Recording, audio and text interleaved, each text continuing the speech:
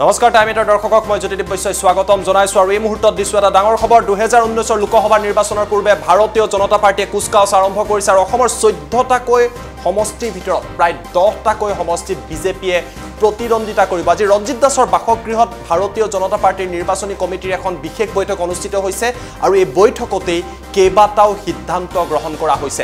10টা সমষ্টিত ভাৰতীয় জনতা পাৰ্টিয়ে নিজৰ পেনেল প্ৰস্তুত কৰিছে আৰু পেনেলৰ নামসমূহ নতুন দিল্লীলৈ প্ৰেৰণ কৰা হ'ব।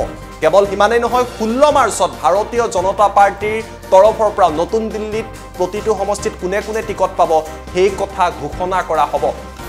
কিন্তু এই সমগ্ৰ প্ৰক্ৰিয়াটোত টিকট বিতৰণৰ প্ৰক্ৰিয়াটোক লৈ একাংশ সাংসদৰ মাজত যথেষ্ট অসন্তুষ্টিও দেখা দিছিলে, কিন্তু তাৰ পাছতো বিজেপিৰ নেতৃত্বই দাবী কৰিছে যে তেওঁলোকৰ পেনেলত যাৰ যাৰ নাম আছে সকলো দিক চালি জাৰি চাই সেই পেনেল প্ৰস্তুত কৰা হৈছে আৰু নামসমূহ প্ৰেৰণ কৰা হৈছে। আমি প্ৰথমতে ৰঞ্জিত দাসৰ সেই মন্তব্যটো দেখুৱাই লৈছোঁ।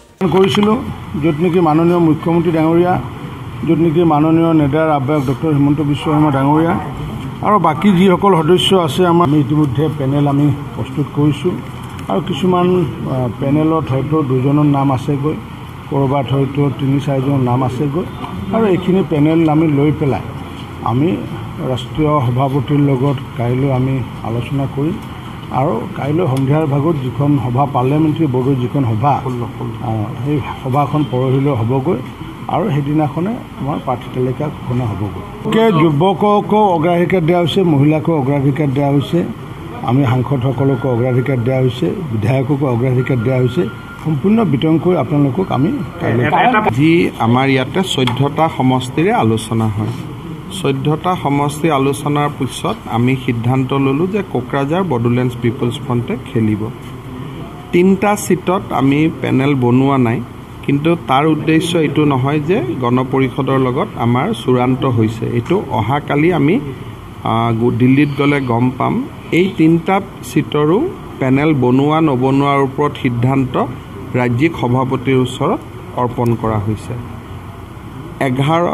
বাকী যি 10টা চিট থাকি যায় তাৰ আজি য'ত যেনেকুৱা 1জনীয়া 2জনীয়া 4জনীয়া 5জনীয়া যি ধৰণে য'ত প্ৰয়োজনীয় তাত পেনেল বনোৱা হৈছে।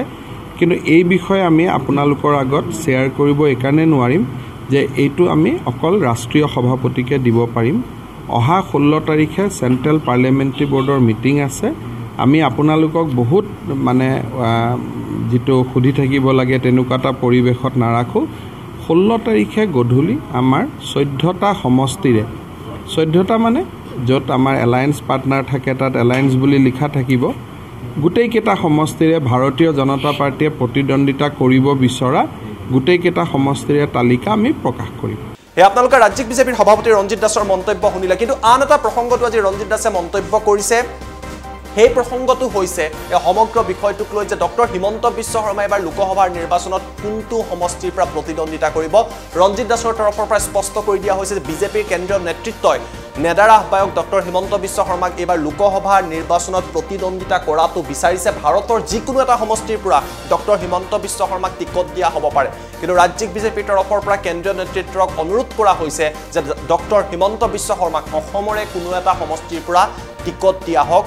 আৰু আটাইতকৈ ডাঙৰ কথাটো হৈছে তেজপুৰ সমষ্টিতে ডক্টৰ হিমন্ত বিশ্ব শৰ্মাই এইবাৰ বিজেপিৰ পৰা প্ৰতিদ্বন্দ্বিতা কৰাৰ কথা যথেষ্ট চৰ্চাত আছে। ৰাষ্ট্ৰীয় সমিতিয়ে আমাক জনাইছিলে যে আমাৰ নেডাৰ আহ্বায়ক ডক্টৰ হিমন্ত বিশ্ব শৰ্মা ডাঙৰীয়াক এইবাৰ লোকসভা নিৰ্বাচনত প্ৰতিদ্বন্দ্বিতা কৰাৰ কথা আমাক জনাইছিলে।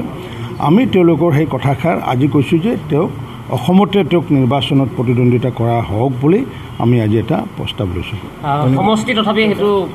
যিহেতু তেওঁলোকে ভাৰতবৰ্ষত কৈছে যে ভাৰতবৰ্ষৰ যিকোনো এটা চিটত মানে ডক্টৰ হিমন্ত বিশ্ব শৰ্মা ডাঙৰীয়াক নিৰ্বাচনত অংশগ্ৰহণ কৰাৰ কথা আমাক কৈছিলে। আমি কৈছোঁ ভাৰতবৰ্ষৰ হ'লে আমাৰ আপত্তি নাই, কিন্তু আমি অগ্ৰাধিকাৰ দিছোঁ অসমৰ যিকোনো এটা সমষ্টিত তেখেতক আমি প্ৰাৰ্থী দিয়াৰ কাৰণে তেওঁলোকৰ যি কথা মনৰ কথাত আমি সহমত প্ৰকাশ কৰোঁ।